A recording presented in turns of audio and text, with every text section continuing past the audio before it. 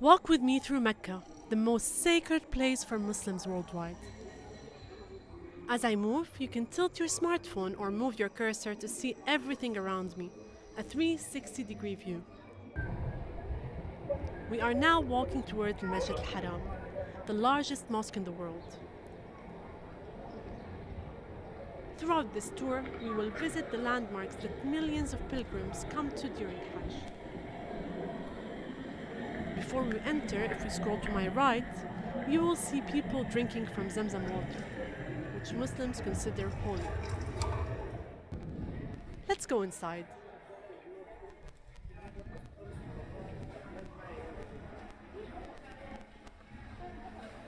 During Hajj, it's absolutely packed. As you see, the floor and the columns are all marbled. The shelves have copies of the Quran.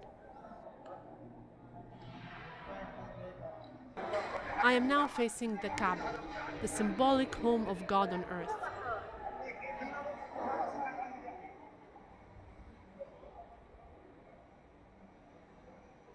This is where the pilgrimage begins with the tawaf, where worshippers circle around the structure 7 times.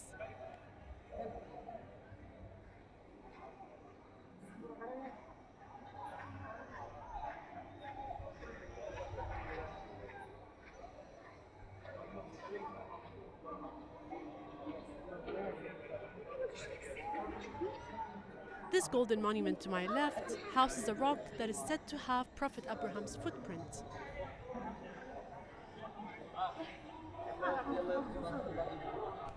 During Hajj, more than 2 million people will circle around the Kaaba, all in the same anti-clockwise direction, to signify harmony in the worship of God.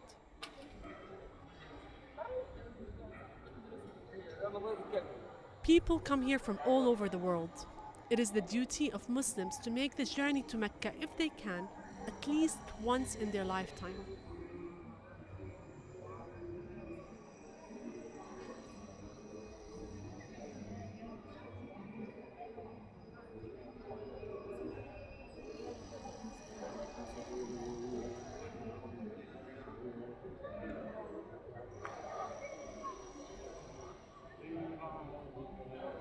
Hajj is one of the 5 pillars of Islam enshrined in the Quran.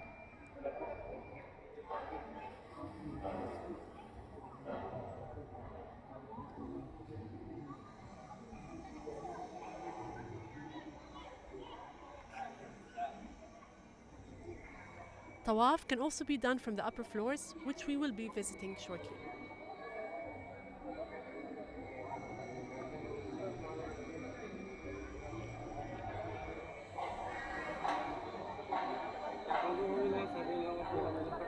In this crowded area of Al-Kaaba is the black stone.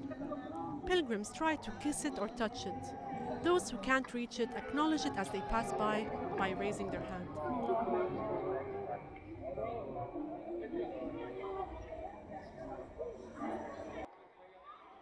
Next, I will take you to the Mas'a. This is where pilgrims go on a ritual walk between 2 hills, Safa and Marwa. They are around 300 meters apart, and the ritual is to walk from one to the other 7 times. It is believed that Abraham's wife Hajar did the same as she looked for water for her infant son Ismail.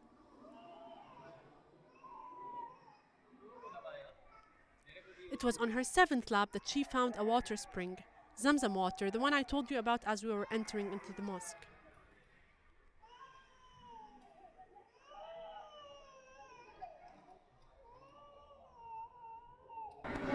Let's go upstairs.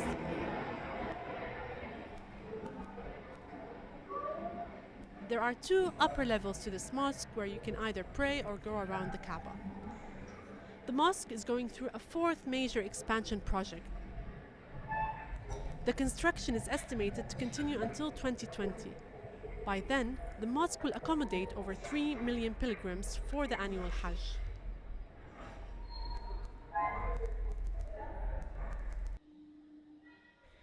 You can see the construction cranes on the horizon. A lot of people have denounced all the development around the mosque. The hotels, the malls, and that big clock that is 35 times taller than London's Big Ben.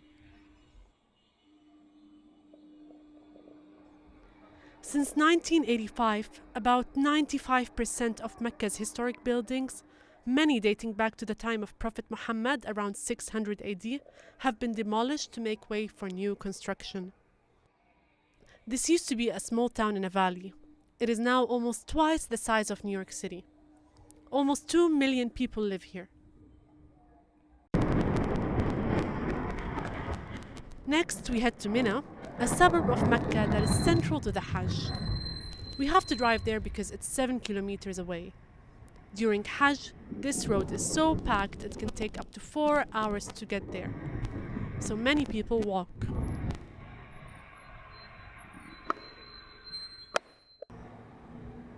This is where pilgrims stay for 3 or 4 days. They come here to reject Satan. They throw pebbles at this pillar, which is supposed to symbolize the devil. There are 2 other pillars to stone here. It's never been as empty as this.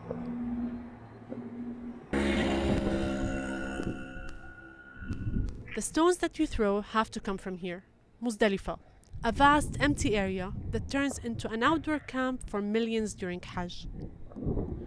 Muzdalifah is located between Mina and another valley named Arafat. We are heading to Arafat now.